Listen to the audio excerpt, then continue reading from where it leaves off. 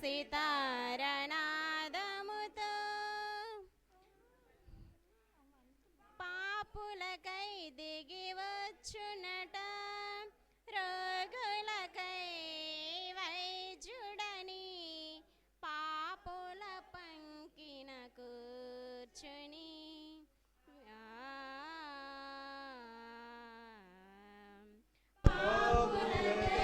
దిగి వచ్చేనట, రోగులకై వైద్యుడని పాపుల పంక్తిలో కూర్చొని విందులు చేసిన యేసునికే పేదల పాలిట పెన్నిదికి తంబుర సితారనాదముతో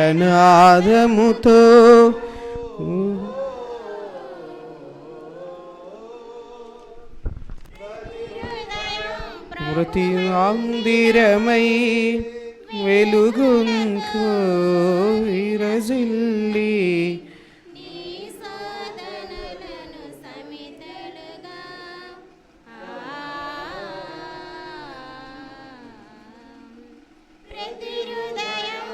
ప్రభు మందిరమై వెలుగులతో విరజిల్లి నీ సోనకు సమిధలుగా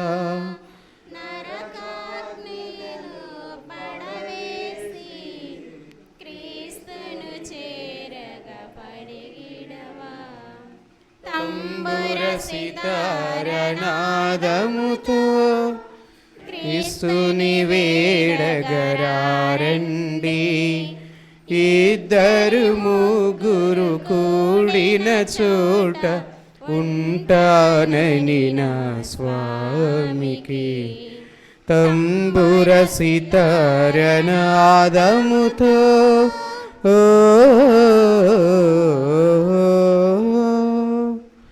ఈనాటి దివ్య బలి పూజలో నిమ్మిక రాజారావు మరియమ్మ దంపతులను దేవాతి దేవుడు దీవించి పిల్లలకు మనవళ్ళు మనవరాళ్లకు దేవాతి దేవుడు మంచి ఆరోగ్యాన్ని ఇచ్చి కుటుంబంలో శాంతి సమాధానాలు దయచేసి మరణించిన సుదర్శన ఆత్మకు ప్రభు నిత్య విశ్రాంతిని కలుగు చేయాలని ప్రార్థన చేద్దాం. బసవ శాంతమ్మను దేవాతి దేవుడు దీవించి కుటుంబంలో మంచి గృహమును ఇచ్చి అద్భుతాలు చేసినందుకు కృతజ్ఞత తెలుపుతూ స్త్రీలు జీవితము బాగుండాలని, శాంతముకు మంచి ఆరోగ్యం దయచేయాలని, మరణించిన కుటుంబ సభ్యుల ఆత్మలకు శాంతి దయచేయాలని ప్రార్థన చేద్దాం. నిమ్మిక సుందరరావు చంద్రకళ దంపతులను దేవాతి దేవుడు దీవించి వారి పిల్లలకు చక్కనైనటువంటి భవిష్యత్తునిచ్చి వారి చదువులు అదేవిధంగా వారి జీవితాలు బాగుండాలని, కుటుంబంలో శాంతి సమాధానాలు దయచేయాలని ప్రార్థన సహాయాన్ని కోరుతూ ఉన్నారు. దేవుడు చేసిన మేలులకై కృతజ్ఞతలు తెలుపుతూ సుర్ల అశోక్, అనిత దేవాతి దేవుడు వారికి ఇంకా మంచి ఆరోగ్యాన్ని దయచేయాలని, నూతనంగా కట్టుకుంటున్నటువంటి గృహం పనిపాటులో దేవాతి దేవుని యొక్క సహాయాలు ఉండాలని, వారి యొక్క ఉద్దేశాలను నెరవేరాలని యొక్క దివ్య బలి పూజలో ప్రార్థన చేద్దాం.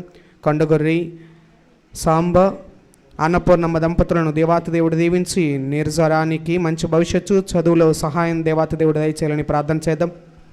సుర్లా కృష్ణ రాములమ్మ దంపతులు బాలరాజు భారతి దంపతులను వారి పిల్లలకు దేవాతి దేవుడు దీవించి చక్కనైనటువంటి భవిష్యత్తును దయచేయాలని, మరణించిన కుటుంబ సభ్యుల ఆత్మలకు ప్రభు నిత్య విశ్రాంతిని దయచేయాలని ప్రార్థన చేద్దాం. నిమ్మిక రత్నమును దేవాతి దేవుడు దీవించి మంచి ఆరోగ్యం దయచేయాలని, మంచి ఓదార్పు నా కుటుంబానికి దయచేయాలని, మరణించిన నిమ్మి కిరీటం ఆత్మకు ప్రభు నిత్య విశ్రాంతి దయచేయాలని ప్రార్థన చేద్దాం. దేవుడు చేసిన మేలులకై కృతజ్ఞతలు తెలుపుతూ సుర్లా ఈశ్వరరావు రవణమ్మ దంపతులు దేవాతి దేవుడు వారిని ఇంకా దీవించి ఆశీర్వదించాలని, మంచి ఆరోగ్యం దయచేయాలని, వారి పిల్లలకు చక్కనైనటువంటి భవిష్యత్తు దయచేయాలని, చదువులో సహాయపడాలని ప్రార్థన చేద్దాం. సుర్లా జయరావు విజయమ్మ దంపతులను దేవాతి దేవుడు దీవించి అభి అనుష వీరికి చక్కనైనటువంటి భవిష్యత్తును దయచేయాలని, మరణించిన సుర్లా ఆగ్నేశమ్మ సుర్లా శేర్లయ్య ఆత్మకు ప్రభువు నిత్య విశ్రాంతిని దయచేయాలని ప్రార్థన చేద్దాం.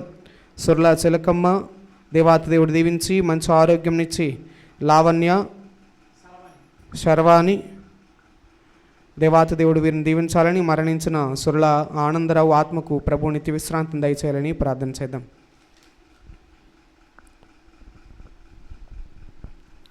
పితా పుత్ర పవిత్రాత్మనామమునా ఆమేన్. మన ప్రభు అయిన యేసుక్రీస్తు కృప, సర్వేశ్వరుని ప్రేమ, పవిత్ర ఆత్మ సహవాసము మీ అందరితో ఉండునుగాక, మీ ఆత్మతోను ఉండునుగాక.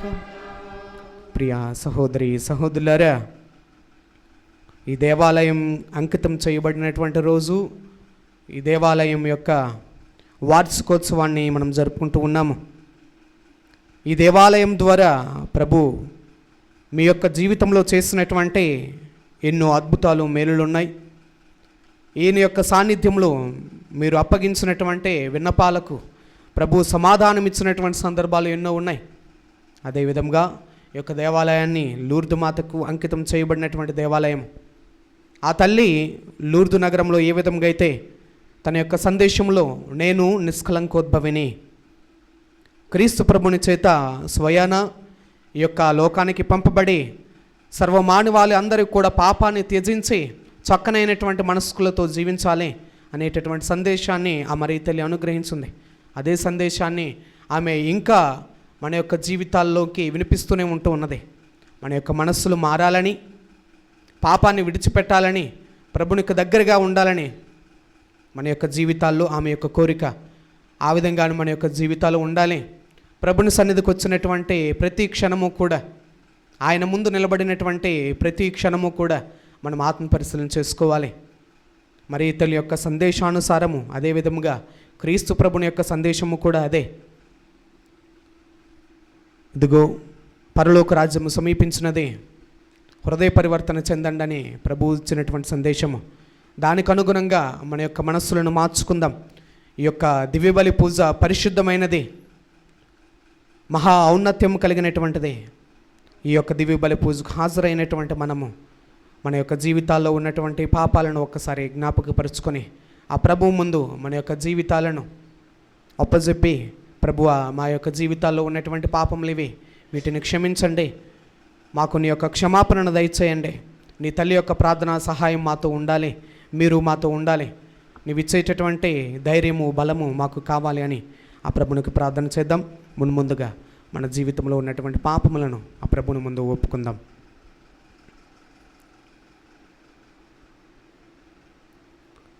సర్వశక్తి గల సర్వేశ్వరుని చెంతను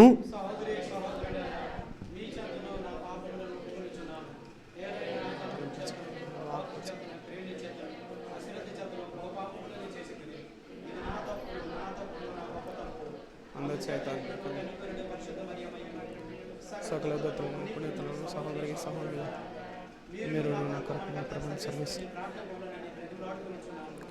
సర్వశక్తి గల సర్వేశ్వరుడు మనకు దయచూపి మన పాపములను మన్నించి మనలను నిత్య జీవితమునకు చేర్చుదురుగాక. ఆమేన్. ప్రభువా దయచూపండి, క్రీస్తువా దయచూపండి, ప్రభువా దయచూపండి. మహిమా సర్వేశ్వరునికి మహిమా, మహిమా మహిమా సర్వేశ్వరునికి మహిమా, భూలోక జనులకు ఎల్లవేళ సమాధానం, భూలోక ప్రజలకు ఎల్లవేళ సమాధానం.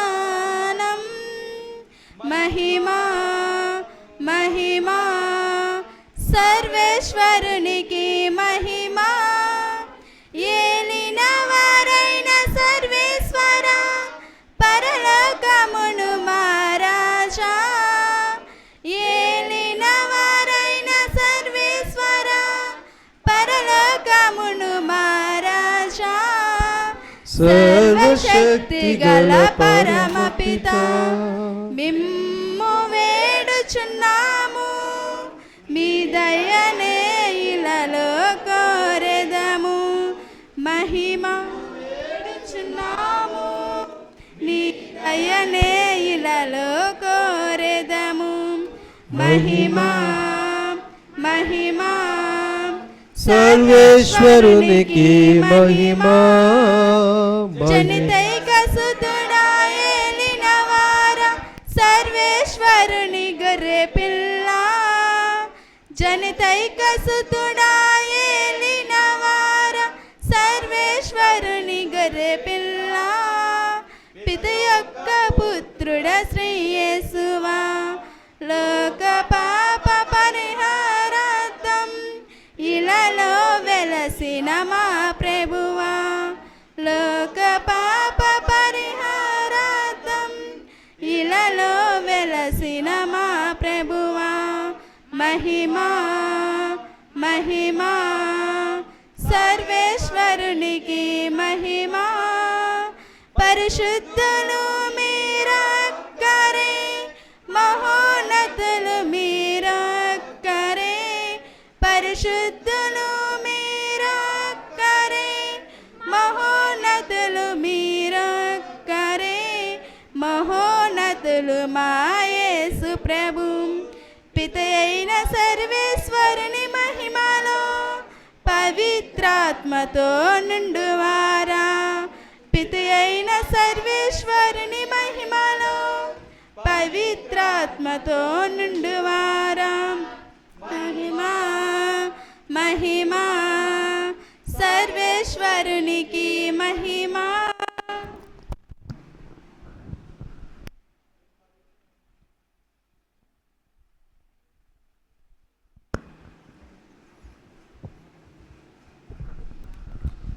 ప్రార్థించుదము.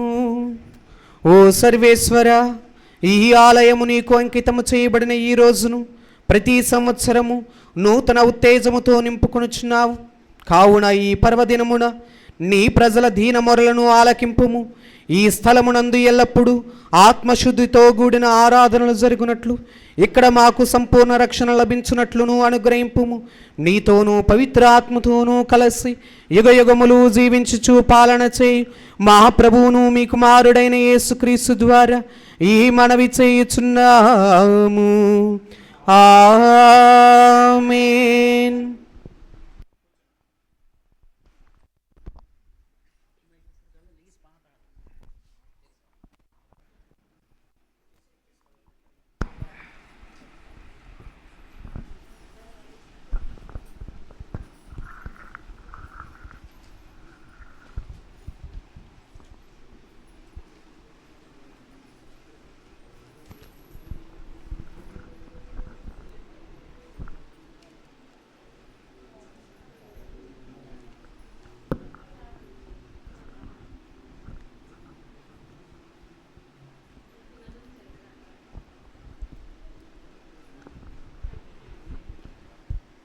మొదటి పట్టణము ఆమోసు గ్రంథము 8వ అధ్యాయము 4వ వచనం నుండి 6వ వచనం వరకు మరియు 9వ వచనం నుండి 12వ వచనం వరకు.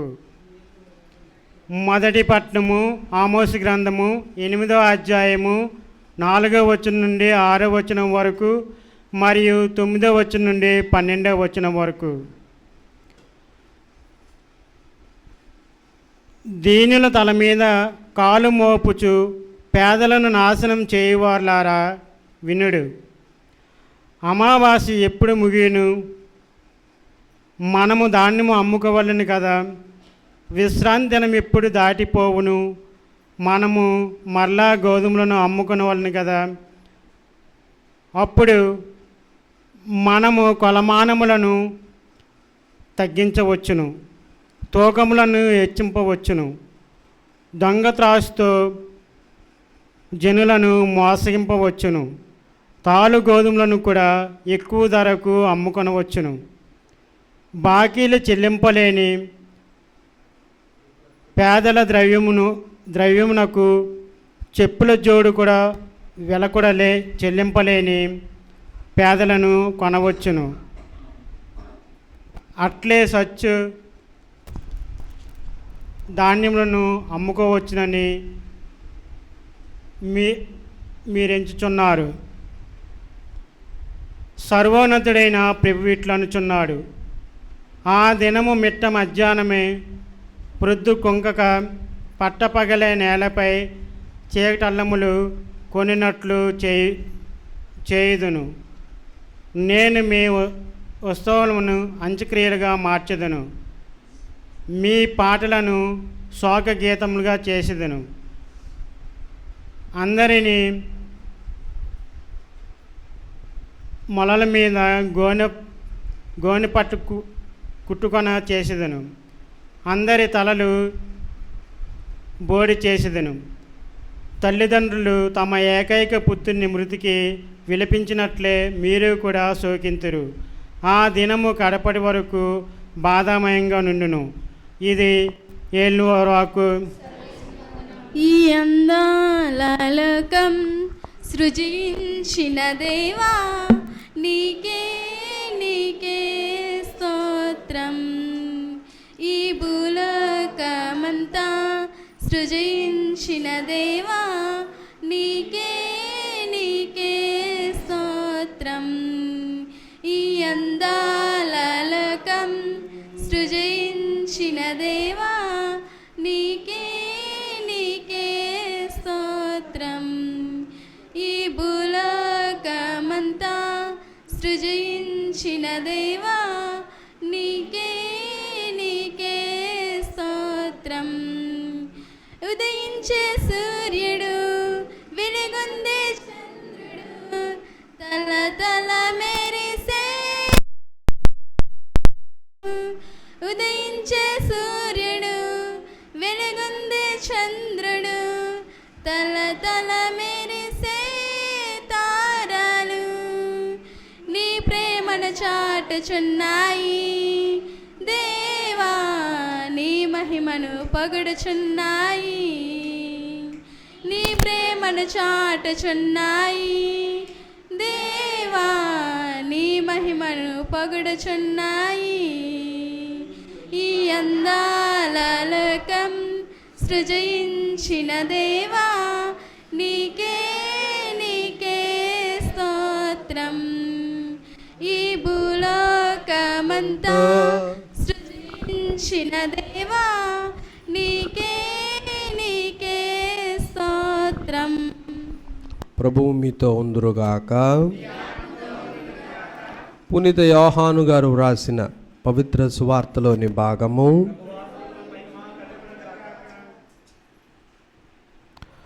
2వ అధ్యాయము 13 నుంచి 17 వరకు వచనాలు.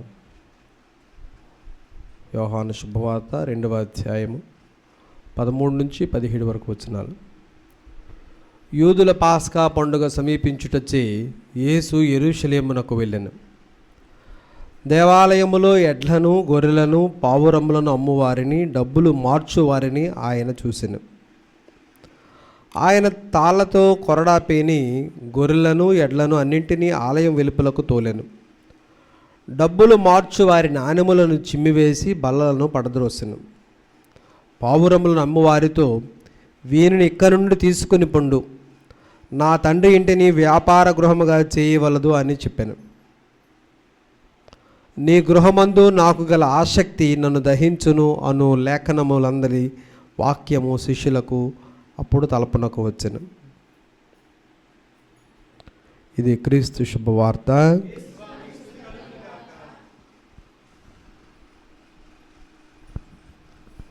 ప్రభునందు ప్రియమైన సహోదరి సహోదరులారా, దేవుని బిడ్డలారా, మరి మన ఈ దేవాలయం నిర్మించబడి 9 సంవత్సరాలు కావస్తూ ఉంది.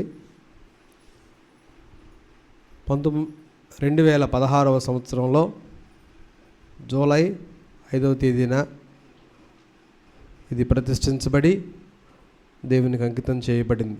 అప్పటి నుంచి ఇప్పటి వరకు గత 8 సంవత్సరాలు, 9వ వార్షికోత్సవం, 8 సంవత్సరాలు దేవుడు మనలందరినీ కాచి కాపాడారు. ఎన్నో విధాలైనటువంటి దీవెనలు అనుగ్రహాలు దయచేశారు. ఈ దేవాలయంలోనే ఎన్నో పూజలు, భక్తి కార్యాలు, జ్ఞానస్నానాలు, ఆశీర్వాదాలు, ఇలా అనేకమైనటువంటి వరాలు అనుగ్రహాలు గత 8 సంవత్సరాలుగా దేవుడు మనకి దయచేస్తూ ఉన్నారు. మరి 8 సంవత్సరాలు కూడా మన ఉపదేశ మాస్టర్ గారు రాజశేఖర్ మాస్టర్ గారే మిమ్మల్ని అందరినీ భక్తి కార్యంలో, ఈ యొక్క పవిత్ర కార్యంలో నడిపిస్తూ ఉన్నారు కూడా. మరి ఇలా ఈ 8 సంవత్సరాల మన విశ్వాస జీవితం, అంతకుముందు మనకు ఉన్నటువంటి విశ్వాస జీవితమే ఈ దేవాలయ నిర్మాణం తర్వాత కూడా మనకి కొనసాగింది అన్నది మనందరికీ తెలిసిన విషయమే, కొత్తదేం కాదు. గుడి వచ్చింది, మతస్థులందరం కొత్త వాళ్ళేమీ కాదు కదా, పాత వాళ్ళమే. అయినప్పటికీ ఇలా నూతనంగా నిర్మించుకొనబడినటువంటి ఈ దేవాలయంలో ఒక సంఘముగా అందరూ చక్కగా చేరి ప్రార్థనలు చేసుకుని దీవెనలు పొంది, కష్టం వచ్చినా బాధ కలిగిన ఇబ్బంది కలిగిన ఆ దేవునికి మొరపెట్టుకోవడానికి ఒక దైవ సాన్నిధ్యాన్ని మనందరం ఏర్పాటు చేసుకోవటం జరిగింది. గత 8 సంవత్సరాలుగా కూడా దీన్ని మనం చక్కగా ప్రార్థనకు వినియోగించుకున్నాం. మరి అద్భుత కార్యాన్ని భగవంతుడు మనందరికీ ఈ అద్భుతమైనటువంటి దేవాలయాన్ని దయచేశారు. ఈ కృప, ఈ అనుగ్రహం దేవాది దేవుడు మనకిచ్చినటువంటి ఆశీర్వాదం కదా. దేవునికి వేలాది వందనాలు తెలియజేస్తూ చప్పట్లు కొడదాం. మరి దేవాలయం గురించి ఆలోచించేటప్పుడు మనం నిర్మించుకున్న దేవాలయమైన మనం ఒక దేవుని ప్రార్థనా ఆలయం అని మనం కొనియాడుతూ ఉంటాం. మరి దేవుని ప్రార్థనా ఆలయంలో మనం అతి ముఖ్యమైనది ఇది క్రీస్తుని శరీరం అని మనం భావించాలి. ఏంటిది?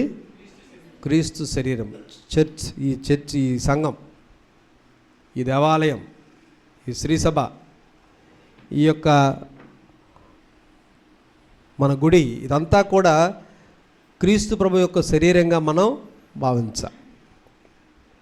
ఉదాహరణగా చూసుకున్నప్పుడు మన శరీరాన్ని మనం చాలా జాగ్రత్తగా చూసుకుంటూ ఉంటాం, నిర్లక్ష్యం చెయ్యం. ఏ మచ్చ వచ్చిన వెంటనే దానికి ఏదో ఒకటి వైద్యం చేస్తాం. బాధ కలగ్గానే ఈ శరీరానికి వెంటనే మరమ్మతులు చేస్తాం, వైద్యుని సంప్రదిస్తాం. మరి అలాంటి క్రీస్తు శరీరమైనటువంటి ఈ దేవాలయాన్ని మనం ఎల్లప్పుడూ చాలా పవిత్రంగా, పరిశుద్ధంగా, ఉన్నతంగా చూసుకుంటూ ఉండాలి. చాలా శుభ్రంగా ఉంచుకోవాలి, చాలా పద్ధతిగా దీన్ని మనం ఉంచుకోవాలి. ఇది దేవుని సన్నిధి, సాన్నిధ్యం అన్న విషయాన్ని మనం ఎల్లప్పుడూ జ్ఞాపకం చేసుకుంటూ ఉండాలి. ఈ దేవుని దేవాలయాన్ని ఎప్పుడు కూడా నిర్లక్ష్యం చేయకూడదు. మన ఊరిలో, మన వీధిలో, మనకి అందుబాటులో ఉన్నటువంటి ఈ దేవాలయాన్ని దేవుని సాన్నిధ్యంగా గుర్తించి ఎల్లప్పుడూ ఆ దేవుని దేవాలయానికి పవిత్రత కలిగేటట్లుగా, మంచి జరిగేటట్లుగా, పావిత్ర్యం ఒట్టిపడేటట్లుగా మనం జాగ్రత్త పడుతూ ఉండాలి. మరి దేవాలయానికి మనము తరచుగా ప్రార్థనలకు వస్తూ మన జీవితాలను ఆ దేవుని యొక్క ఆశీస్సులతో బాగు చేసుకోవటానికి ప్రయత్నం చేయాలి. మరి ఈ వాక్యానికి అనుసంధానంగా పౌలు గారు మనము దేవుని శరీరము, మీ దేహమే దేవుని ఆలయము అని కొనియాడుతూ ఉంటారు. మన దేహము దేవాలయం అయినప్పుడు, మన శరీరము దేవునికి ఆలయము, ఒక సన్నిధి అయినప్పుడు మన దేహాన్ని కూడా మనం పరిశుభ్రంగా ఉంచుకుంటూ ఉండాలి. ఏ చెడు కూడా మనలో ప్రవేశించకుండా మనం జాగ్రత్త పడాలి. చెడు వ్యసనాలు కానీ, చెడు అలవాట్లు కానీ, చెడు జీవితం కానీ, ఈ లోక ఆకర్షణలు కానీ మన శరీరాన్ని, మనలను నాశనం చేయకుండా మనం జాగ్రత్త పడాలి. మీరు పవిత్రాత్మకు నిలయమని మీకు తెలియదా అని పౌలు గారు ఆ కొరింథు సంఘాన్ని హెచ్చరిస్తూ ఉంటారు.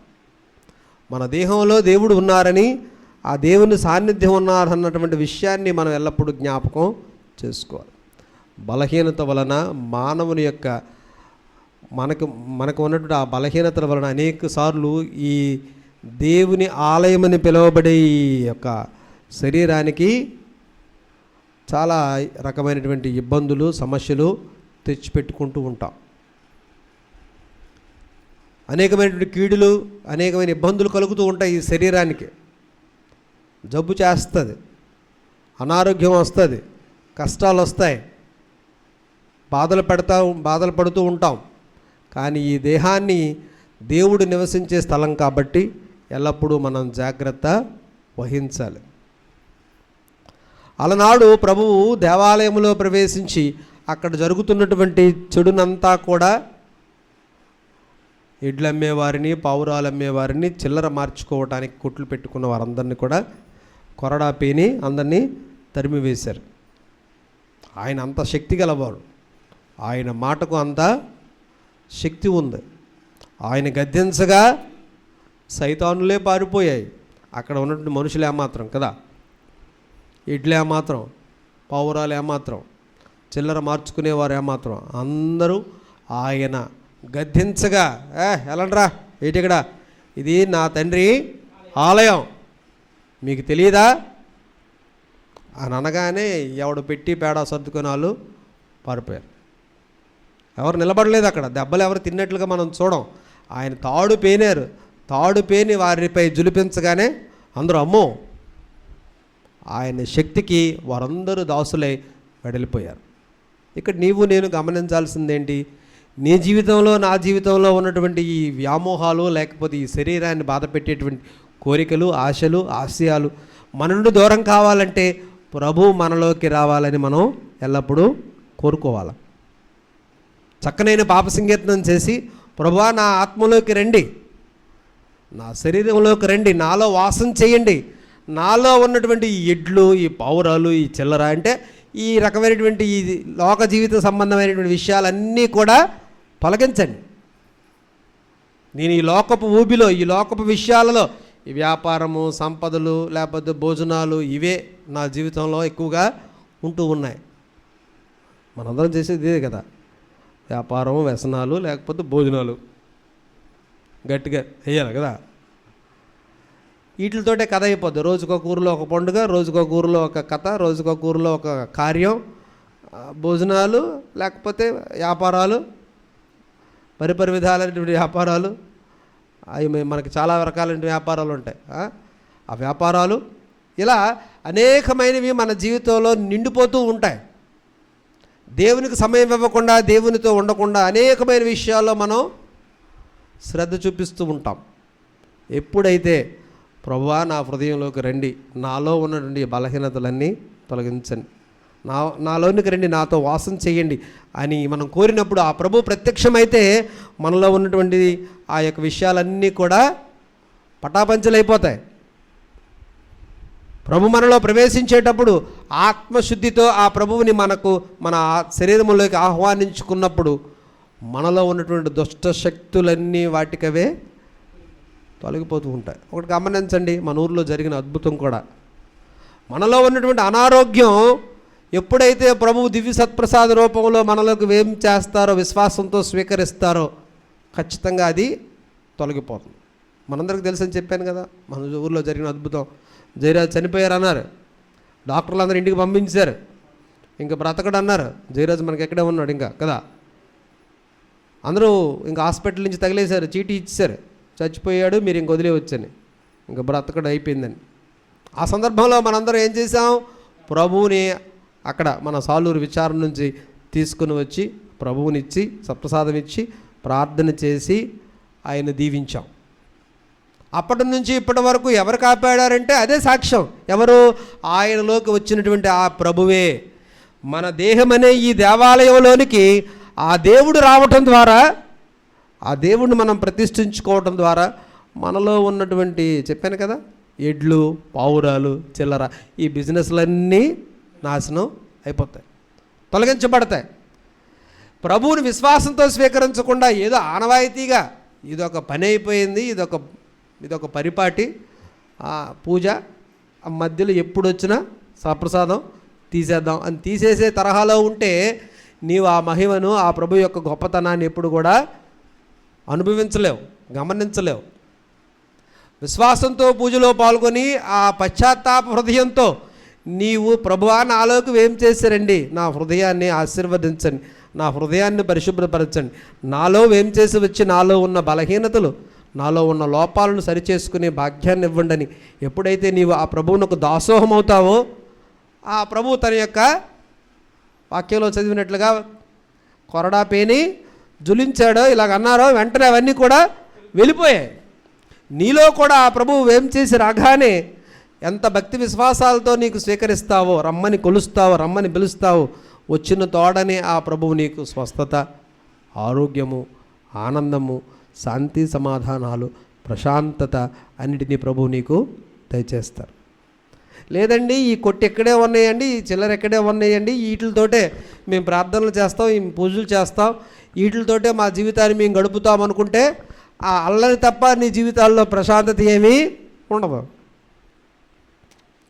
ఎప్పుడైతే ఆ దేవాలయంలో అలనాడు యెరూషలేము దేవాలయంలో ప్రభు వాటన్నింటినీ శుభ్రం చేసేసాడో, పూజా కార్యక్రమాలు, బలులు, ప్రార్థనలు, అర్పణలు దేవునికి అర్పించబడినప్పుడు ఆ దేవుడు ఆ నైవేద్యాలను స్వీకరించి ఆ ప్రజలను దీవించారు.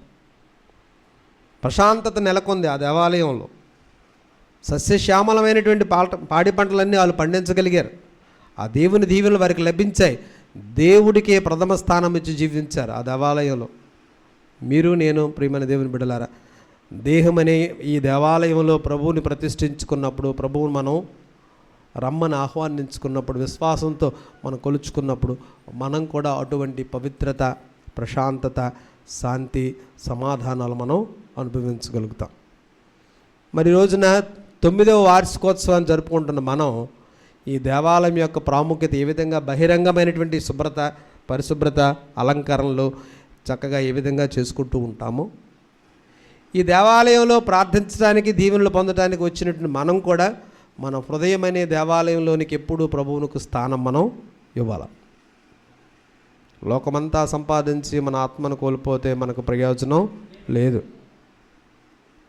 ఎన్ని వ్యాపకాలు, ఎన్ని పనిపాట్లు, ఎన్ని బాధ్యతలు, ఎన్నెన్ని మనకు ఉన్నప్పటికీ కూడా ఆ దేవునికి మనం స్థానం ఇవ్వకపోతే మన జీవితం వ్యర్థమవుతుంది. కాబట్టి ఈ రోజున ఈ పూజాబలిలో పాల్గొంటున్న మనం దేవునికి వందనాలు తెలియచేస్తూ, ఎల్లప్పుడూ ఆ ప్రభువునకు ప్రత్యేక స్థానం ఇచ్చి, ప్రత్యేక స్థానాన్ని కల్పించి పవిత్రంగా జీవించడానికి, పరిశుద్ధంగా జీవించడానికి ప్రభు మనందరినీ ప్రేరేపించాలని, ప్రభువు ఆ పరిశుద్ధమైన మనసుతో మనం స్వీకరించి దీవెనలు పొందడానికి కావలసిన ప్రేరణ, ఆలోచన దేవుడు మనందరికీ దయచేయాలని ప్రార్థన చేసుకుందాం.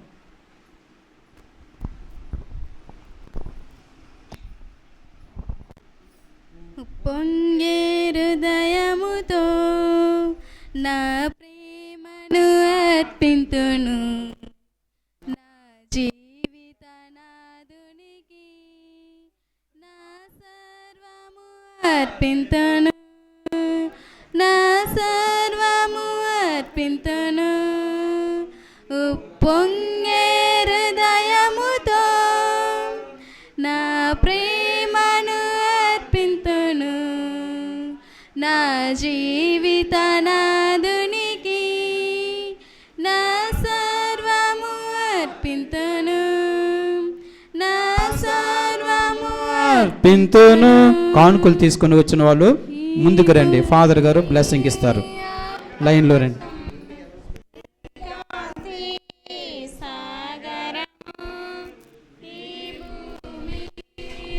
ఆకాశం ఈ కాంతి సాగరము, దేవుని ప్రేమ కానుకనే, ఆయన మహిమ చిహ్నములే, దేవుని ప్రేమ కానుకనే, ఆయన మహిమ చిహ్నములే, ఆయన మహిమ చిహ్నములే.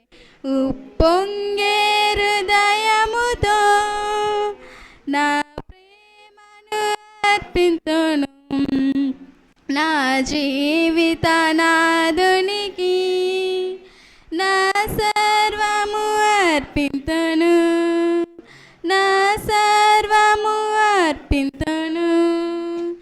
నా తనువు జీవితము నా ఆత్మానందం, నా తనువు జీవితము నా ఆత్మానందం. ఆ ప్రభువ సగిన దానమునే ఆయనకే ఇలా చెందునులే, ఆ ప్రభువ సగిన దానమునే ఆయనకే ఇలా చెందునులే, ఆయనకే ఇలా చెందునులే. ఉప్పొంగే హృదయముతో ప్రేమను అర్పింతును నా జీవిత నాదునికి నా సర్వము అర్పింతును నా సర్వము అర్పింతును. సహోదరి సహోదరులారా, నేనును మీరు నర్పించున్న ఈ బలి సర్వశక్తి గల సర్వేశ్వరునికి అంగీకారమగనట్లా ప్రార్థించదము.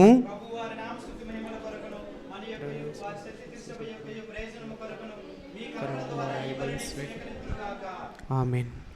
ఓ ప్రభువా, ఈ ఆలయమును నీ మహిమతో పావిత్రముతో నింపి మమ్ము మా జీవితములను నీకు ఎల్లప్పుడూ ప్రీతిపాత్రమైన బలి అర్పణముగా రూపొందింపమని ప్రార్థించున్నాము. మా ప్రభు అయిన క్రీస్తు ద్వారా ఈ మనవి చేయుచున్నాము. ప్రభువు మీతో ఉందురుగాక.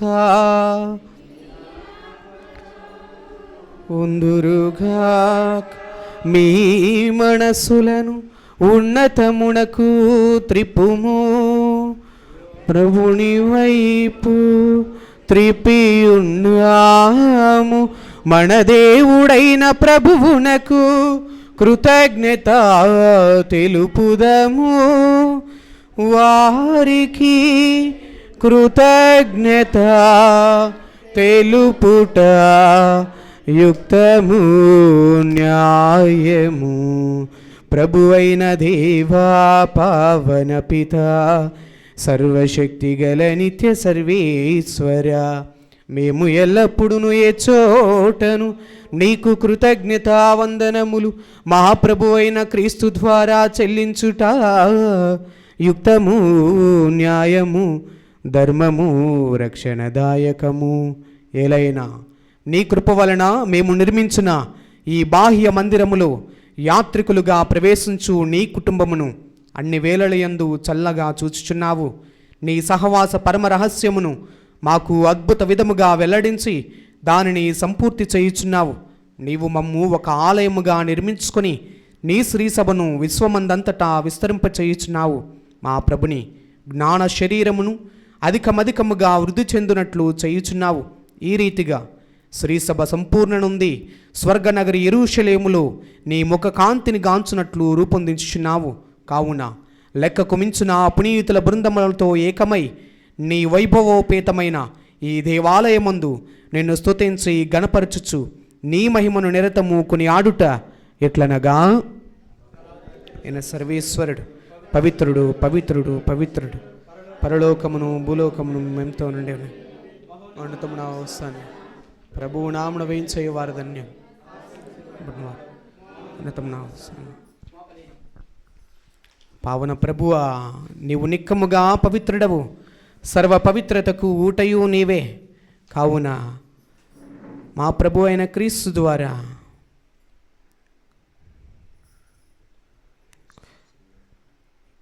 మా ప్రభువును మీ కుమారుడైన యేసు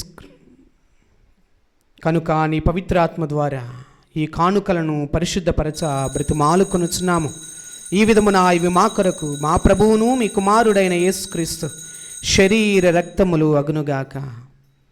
అతడు శిలువ శ్రమలకు తనను తాను ఇష్టపూర్తిగా అప్పగించుకునేటప్పుడు అప్పమునందుకుని నీకు కృతజ్ఞత వందనములు చెప్పి స్తుతించి త్రుంచి శిష్యులకిచ్చు ఇట్లా, నేను మీరందరూ దీనిని తీసుకొని భుజింపుడు, ఏలయనా ఇది మీ కొరకు అప్పగింపబడనున్న నా శరీరము.